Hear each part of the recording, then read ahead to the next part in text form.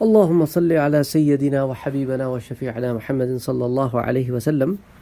نوح علیہ السلام کا قصہ جاری ہے، اور اب ہم اس ضمن میں پہنچے تھے کہ آپ کو انجام سفینہ جو ہے نا، وہ عربی زبان میں کشتی کو بھی کہتے ہیں اور شپ کو بھی کہتے ہیں۔ زیادہ تر شپ پہ، بڑی بوٹ پہ اطلاق ہوتا ہے۔ تو کشتی میں حضرت نوح علیہ السلام کے ساتھ ان کے مسلمان اہل خاندان تھے، اور مومنین کی ایک مختصر جماعت تھی، جیسا کہ ہم لاسٹ ٹائم ڈسکس کر چکے ہیں۔ اور جانور جو ان کے علاقے میں تھے، ان کا ایک ایک جوڑا تھا۔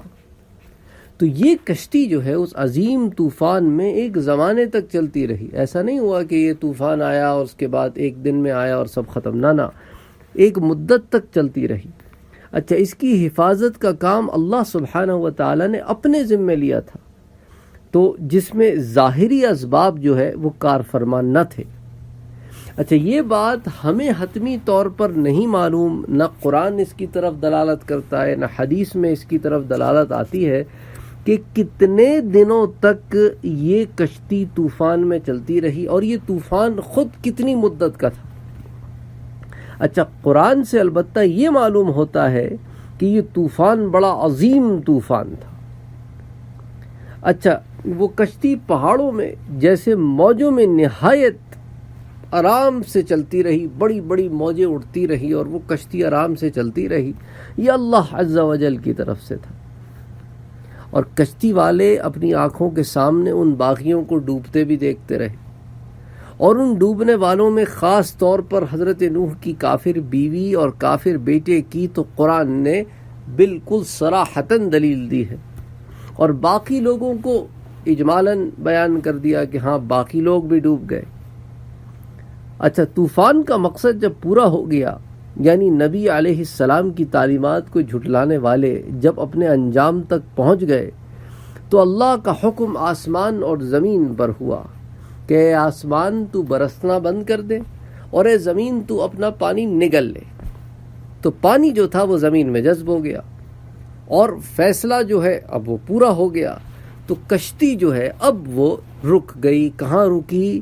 ایک پہاڑ ہے جس کی طرف قرآن نشاندہی کرتا ہے، اور اس پہاڑ کا نام بھی قرآن بتاتا ہے کہ ایک پہاڑ ہے جس کا نام ہے جودی، اس پر وہ ٹک گئی، اور وہاں سے حضرت نوح علیہ السلام اور ان کے ساتھ جو لوگ تھے وہ زمین پر اتر آئے۔ اور اس کے بعد اب اس علاقے میں اثر نو ایک نئی دنیا جو ہے وہ سامنے آئی۔ اب جو لوگ بچ گئے تھے وہ وہاں سے پھر ہوا۔ اچھا، حضرت نوح علیہ السلام کو جو علماء اس بات کے قائل ہے کہ تمام دنیا میں عالمگیر ایک طوفان آیا تھا اور جس کی وجہ سے سب ختم ہو گیا، تو اس لیے وہ ان کو آدم ثانی کہتے ہیں، یعنی دوسرے آدم کے۔ اب نوح علیہ السلام کے ساتھ جو لوگ ہیں اب ان سے بشریت چلی، لیکن اس میں جیسے میں نے آپ کو بتایا کہ علماء کا اختلاف ہے۔ اچھا، حدیث بخاری میں ایک بات تو ثابت ہے کہ اول الرسل ہے، یعنی پہلے اللہ کے رسول نوح علیہ السلام، آپ سے پہلے انبیاء آتے رہے، آپ پہلے رسول ہیں۔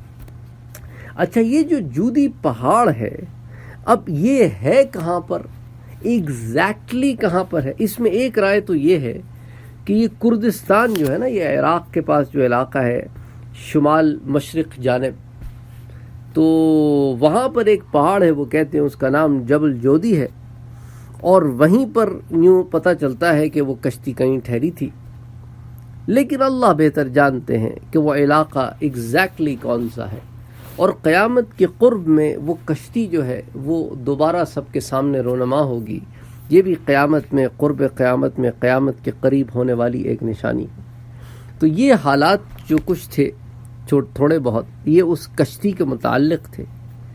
اچھا، اب اس ضمن میں کچھ نتائج و عبر بھی دیکھ لیتے ہیں کہ انبیاء کرام کی پوری تاریخ یہ ثبوت پیش کرتی ہے کہ ہر نبی کی قوم نے تقریباً ایک ہی اعتراض پیش کیا ہے، اور وہ نبی کو چونکہ ان کے جیسے انسان ہیں تو ان کو اس بیسس پہ نبی ہونے سے انہوں نے جو ہے انکار کر دیا کہ آپ تو بالکل ہمارے جیسے ہیں، اور چلتے پھرتے ہیں، سوتے جاگتے ہیں، شادی بھی کرتے ہیں، بال بچے بھی ہیں، بھوک بھی لگتی ہے، پیاس بھی لگتی ہے، تو بالکل آپ ہماری طرح ہیں، تو ہم آپ کو کیسے نبی مان لیں؟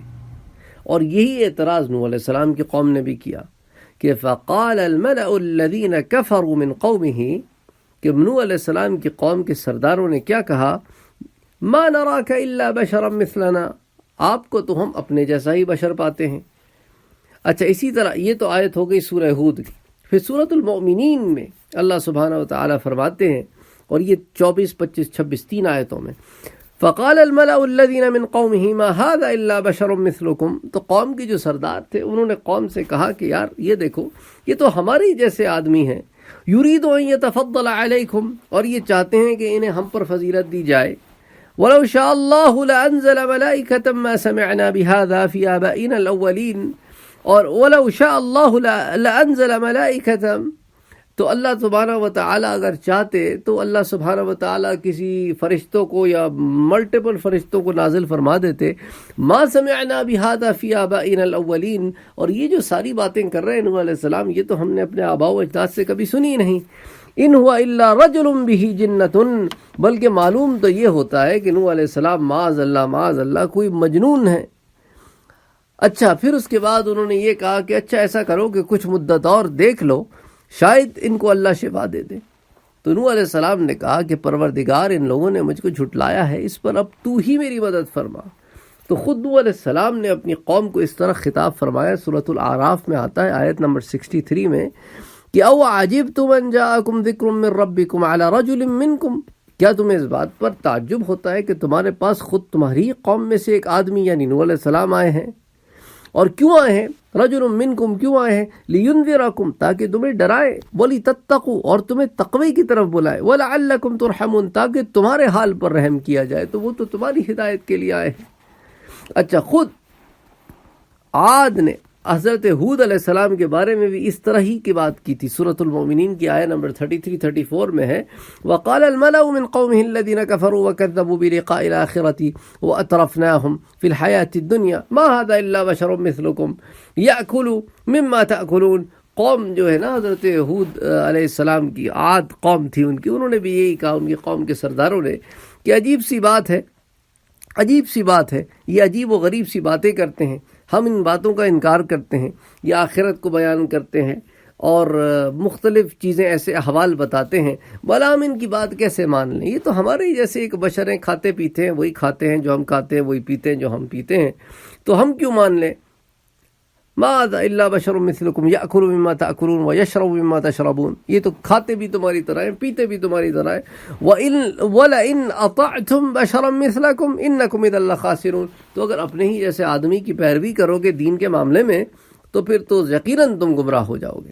تو ان کے پاس بھی یہ مسئلہ تھا کہ بشر کو نہیں مانیں گے۔ اچھا، قالوا انما انت من المسحرین، اچھا معلوم تو یہ ہوتا ہے، ثمود کی قوم نے کہا، صالح علیہ السلام، ثمود جو ہے نا وہ صالح علیہ السلام کی قوم تھی، اس نے کہا صالح معلوم تو یہ ہوتا ہے کہ تم ایک سحر زدہ شخص ہو، ایک جادو ہو گیا تم پر، وما انت الا بشر مثلنا، بلکہ تم تو بھائی ہمارے جیسے آدمی ہو، فاتی بآیۃ ان کنت من الصادقین، تو ایسا کرو کوئی اللہ کی طرف سے کوئی ٹھوس نشانی لاؤ اگر تم واقعی سچے ہو۔ اچھا، اسی طرح سورۃ القمر میں آتا ہے کہ کذبت ثمود بالنذر فقالوا بشرا منا واحدا نتبعه انا اذا لفی ضلال وسعر، تو قوم ثمود نے رسولوں کو جھٹلایا، بس کہنے لگے کہ ہم اپنے میں سے ایک بشر کی پیروی کر رہے ہیں، تو اس صورت میں ہم بڑی غلطی اور جنون میں پڑ جائیں گے۔ اسی طرح سورہ یاسین میں آتا ہے کہ ایک قریہ تھا، وہاں پر کچھ انبیاء گئے، انہوں نے نہیں مانا ان نبیوں کی بات اور یہی کہا انہوں نے ان سے، تو بہرحال یہ ایک ہمیشہ کا معاملہ رہا ہے کہ انہوں نے بشریت کی بنا پر انبیاء کو نہ مانا، جھٹلا دیا کہ یہ تو ہم جیسے بشر ہیں۔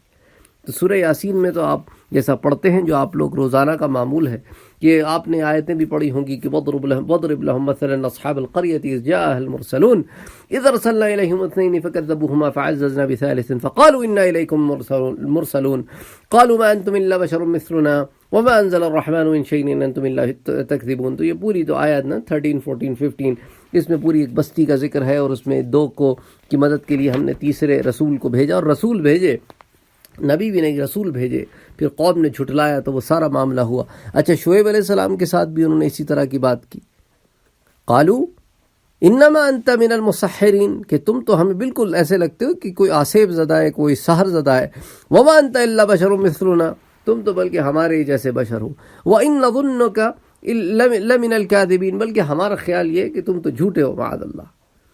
اچھا، قالوا من فعل هذا بآلهتنا انه لمن الظالمین، یہ ابراہیم علیہ السلام کے واقعے میں آپ نے یہ آیت پڑھی ہوگی سورۃ الانبیاء میں، کہ جس نے ہمارے خداؤں کے ساتھ یہ کیا، جب ابراہیم علیہ السلام کے انہوں نے ان کے بت توڑ دیے تو کہنے لگے جس نے یہ کیا وہ بڑا ظالم ہے، اس سے بڑھ کے بڑا اور کون ظالم ہوگا۔ تو ان کی عقلوں پہ ہمیشہ سے پردے پڑے رہے ہیں۔ اچھا، فرعون اور قوم فرعون کی طرف جب موسیٰ علیہ السلام اور ہارون علیہ السلام آئے تو انہوں نے بھی ان کا اسی بیسس پہ انکار کر دیا کہ یہ تو ہمارے ہی جیسے بشر ہیں۔ تو فرعون نے کہا کہ کمال کرتے ہو موسیٰ، ہم تمہیں اللہ کا نبی کیسے مان لیں، اللہ کا رسول کیسے مان لیں؟ قال الم نربک فینا، ہم نے تو تمہاری پرورش اپنے پاس کی ہے، تمہیں بچے سے تھے۔ قال الم نربک فینا ولیدا ولبثت فینا من عمرک سنین، اور تم نے تو ایک عرصہ دراز ہمارے پاس گزارا ہے۔ تو انہوں نے بھی اسی بات پر یہی کہا کہ قالوا ان هذان لساحران يريدان ان يخرجاكم من ارضكم بسحرهما، بلکہ قوم کے لوگوں یہ تو دو بڑے جادوگر ہیں، یہ آئے ہیں اس لیے تاکہ تمہیں تمہاری زمین سے نکال دیں اپنے جادو کے بلبوتے پر۔ وَيَذْهَبَا بِطَرِيقَتِكُمُ الْمُثْلَى، اور تمہیں تمہارے رسم و رواج ان کا خاتمہ کر دیں۔ تو یہ جو رسم و رواج جو ہے نا، اس کو دین میں ہم نے شامل کر دیا ہے۔ ہمارے پاس آپ دیکھیں نا، ہندوستان، پاکستان، بنگلہ دیش، سری لنکا وغیرہ کے علاقوں میں دین میں اور رسم و رواج میں فرق مشکل ہو جاتا ہے۔ کبھی لوگوں نے رسم و رواج کو دین سمجھ لیا ہے، اتنے عرصے سے جو کرتے چلے آئے ہیں، ایسا کیسے ہو سکتا ہے کہ قرآن کے نیچے سے لڑکی نہیں جائے گی؟ قرآن جس کی ابھی تک اس نے ایک آیت بھی شاید عمل میں نہ لائی ہو، اور وہ بندہ جس نے کبھی زندگی میں نماز بھی نہ پڑھی ہو، وہ قرآن اٹھاتا ہے اور وہ لڑکی اس کے نیچے سے جاتی ہے۔ تو یہ کیا ہے؟ یہ کون سا دین ہے؟ اس کے ساتھ قرآن مجید دے دیا جاتا ہے ایک اچھے سے لحاف میں، وہ اس کو کبھی کھولتی بھی نہیں، اور وہی لحاف، وہی قرآن پھر اپنی بیٹی کو پاس کر دیتی ہے۔ یہ کون سا دین ہے؟ دین تو اس لیے آیا تھا کہ اس پہ عمل کیا جائے، نہ کہ قرآن کے نیچے سے اسے گزار دیا جائے۔ اللہ اکبر، لا الہ الا اللہ محمد رسول اللہ۔ اللہ سب کی ہدایت کا فیصلہ فرمائے۔ اعتراض کرنا مقصد نہیں ہوتا میرا بھائی، بالکل برا نہ مانے۔ مقصد یہ ہوتا ہے کہ ہم اپنے اندر یہ چیز پیدا کریں کہ ہم دین میں اور رسم و رواج میں فرق کریں، کہ آیا یہ رسم و رواج کا دین سے کوئی تعلق بھی ہے یا ہم نے خود بنا لیا ہے۔ تو یہی وجہ تھی کہ ان کی قوم کو، انہوں نے اپنی قوم سے یہی کہا کہ وَيَذْهَبَا بِطَرِيقَتِكُمُ الْمُثْلَى، یہ تو تمہارے رسم و رواج کو ختم کرنے آئے ہیں، جن کو وہ دین سمجھ کے بیٹھے تھے۔ آخر کار قوم نے بشریت کا الزام لگا کر موسیٰ علیہ السلام اور ہارون علیہ السلام کی نبوت کا انکار کیا۔ سورۃ المومنین کی آیت 45 through 48 میں اللہ سبحانہ وتعالی فرماتے ہیں ثم ارسلنا موسیٰ واخاہ ہارون بآیاتنا وسلطان مبین، ہم نے تو کھلی ہوئی نشانیاں دے کے موسیٰ اور ہارون کو بھیجا تھا، الی فرعون، فرعون کی طرف، وملئہ، اور اس کے قوم کے سرداروں کی طرف، فاستکبروا وکانوا قوما عالین، لیکن انہوں نے تو تکبر کیا اور وہ بڑے تکبر کرنے والے لوگ تھے۔ وملئہ فاستکبروا وکانوا قوما عالین فقالوا نؤمن لبشرین مثلنا، کیا ہم ایمان لے آئیں ان آدمیوں پر جو ہمارے جیسے ہیں؟ وَقَوْمَهُمَا لَنَا عَابِدُونَ فَكَذَّبُوهُمَا فَكَانُوا مِنَ الْمُهْلِكِينَ۔ تو بہرحال یہ بات شروع سے چلی آ رہی ہے، اور یہی بات عیسیٰ علیہ السلام کے ضمن میں بھی آئی، اور آپ دیکھیں متعدد طور پر آتی رہی، اور آپ اس کو دیکھیں کہ قرآن میں پلٹا کر اللہ سبحانہ و تعالیٰ اس کو بیان کرتے ہیں۔